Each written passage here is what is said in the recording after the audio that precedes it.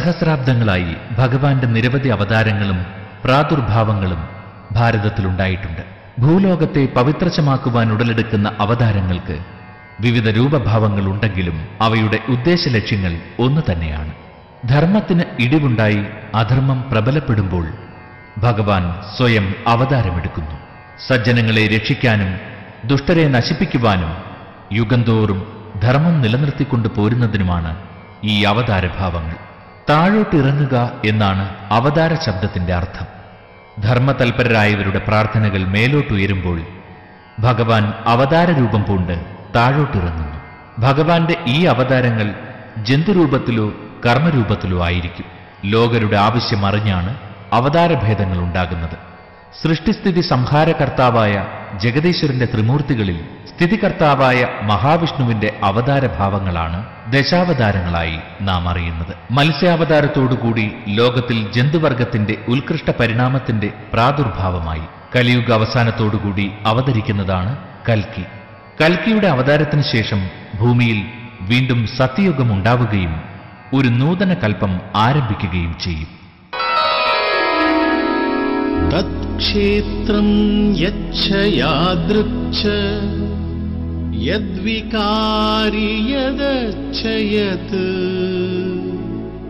സചയോ യത്പ്രഭാവശ്ച തസ്മാത്സേന may ശൃണുഃ.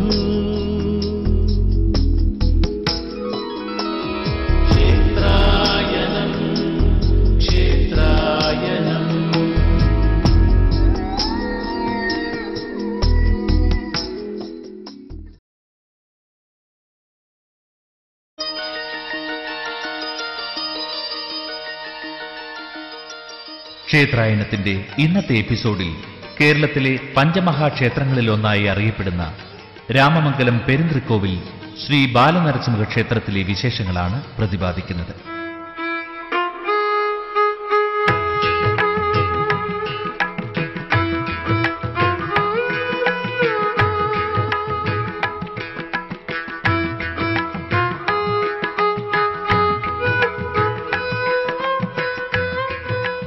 Ernakulam ജില്ലയിലെ മൂവാറ്റുപുഴ താലൂക്കിൽ രാമമംഗലം ഗ്രാമത്തിന്റെ ശാലീന സൗകുമാര്യങ്ങൾ ഒത്തുചേർന്ന ദേവഭൂമിയാണ് ഈ ക്ഷേത്രത്തിന്റെ തട്ടകം. അവതാരമുനിയായ പരശുരാമനാൽ കേരളക്കരയിൽ സ്ഥാപിക്കപ്പെട്ട 64 ഗ്രാമങ്ങളിലൊന്നായ വേദനാട് ഗ്രാമത്തിന്റെ ഉപഗ്രാമമാണ് രാമമംഗലമെന്ന് ഐതിഹ്യങ്ങൾ പറയുന്നു. കാളിയാറും കോതയാറും തൊടുപുഴയാറും ഒന്നിക്കുന്ന ത്രിനദി സംഗമവേദിയായ മൂവാറ്റുപുഴയാറിന്റെ തീരത്ത് പൗരാണികമായ ഉൽപ്പത്തി പുരാണങ്ങളുടെ പെരുമയിൽ ക്ഷേത്രസങ്കേതം വിലയം കൊള്ളുന്നു. കേരളത്തിൽ നിലനിന്നിരുന്ന പെരുമാൾ ഭരണവുമായി ഈ ക്ഷേത്രത്തിന്റെ ഉത്ഭവ ചരിത്രത്തിന് കെട്ടുപാടുകളുണ്ട്. പെരുമാൾ ഭരണ പരമ്പരയിലെ 2ാം ചേര രാജാവാണ് ക്ഷേത്രം പണികഴിപ്പിച്ചതെന്ന് ചരിത്രം സൂചനകൾ നൽകുന്നു. കർണാടക സംഗീത ലോകത്തെ അത്ഭുത അവതാരമായ ഷട്കാല ഗോവിന്ദ മാരാർ ഈ ഗ്രാമത്തിലെ കരവട്ടയെടുത്ത് തറവാട്ടിൽ ജനിച്ച സംഗീത വിദൂഷിയാണ്. മാരാർ ഈ ക്ഷേത്രത്തിലെ അടിയന്തരക്കാരനായാണ് ജീവിതം ആരംഭിച്ചത്.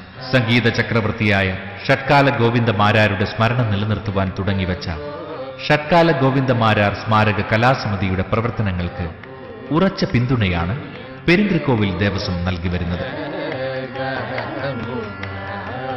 രാമമംഗലം നരസിംഹക്ഷേത്രം ചരിത്രത്തിൽ ഇടം പിടിച്ച പെരുന്തൃക്കോവിലായി അംഗീകരിക്കപ്പെട്ടതിന് പിന്നിൽ ആധികാരികമായ മാനദണ്ഡങ്ങളുമുണ്ട്.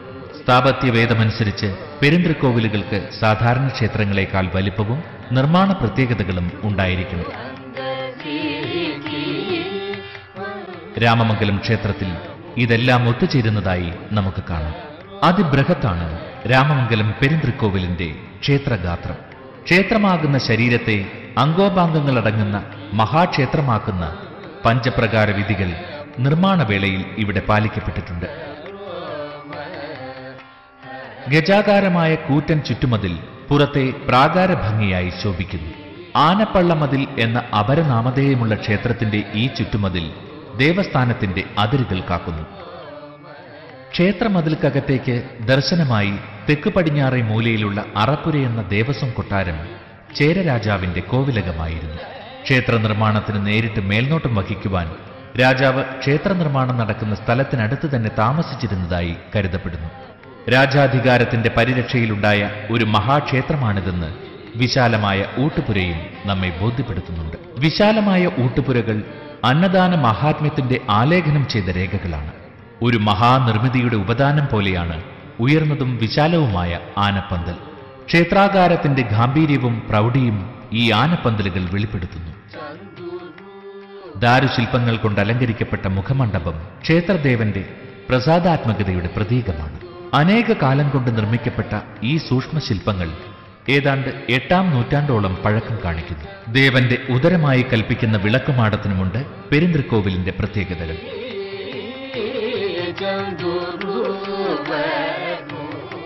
ഇടിഞ്ഞിലുകൾ തറച്ച എണ്ണമറ്റ അഴിക്കൂടുകൾ നാലമ്പലത്തിന്റെ ചുവരിൽ നിരയായി കാണും. വിസ്തൃതമായ ബലിക്കൽപുരയുടെ നടുവിൽ കമനീയമായി നിർമ്മിച്ച വലിയ ബലിക്കല്ലുമുണ്ട്. പ്രാസാദത്തിന്റെ എല്ലാ അംശവും ഉൾക്കൊള്ളിച്ചിട്ടുള്ള ബലിക്കല്ല് ക്ഷേത്ര ശ്രീകോവിലിന്റെ ചെറുപകർപ്പാണ്. ചുറ്റമ്പലത്തിന്റെ മുൻഭാഗമായ വലിയമ്പലത്തിൽ കൂത്തമ്പലവുമുണ്ട്. തൃക്കോവിലിനെ പെരുന്തൃക്കോവിലാക്കുന്ന പെരുമയാണ് വലിയമ്പലത്തിലെ കൂത്തുപുരയ്ക്കുള്ളത്. ഇതിനെല്ലാം ഉപരി ഇരട്ട വിമാനത്തോടു കൂടിയ വട്ടശ്രീകോവിൽ ഈ മഹാക്ഷേത്രത്തിന്റെ പേരിന് പെരുമ ചാർത്തിക്കൊടുക്കുന്ന മഹാസൗധമായി നിലനിൽക്കുന്നു. ദാരുശില്പങ്ങൾ കൊണ്ട് അലങ്കരിക്കപ്പെട്ട വൈവിധ്യപൂർണമായ ശില്പചാതുരിയുടെ മകുടോദാഹരണമായി ശോഭിക്കുന്ന ക്ഷേത്ര ശ്രീകോവിൽ അപൂർവ പ്രകൃതിയും അനുഗ്രഹദായകനുമായ ബാലനരസിംഹമൂർത്തിയുടെ ശിലാവിഗ്രഹവുമായി പരിശോഭിക്കുന്നു.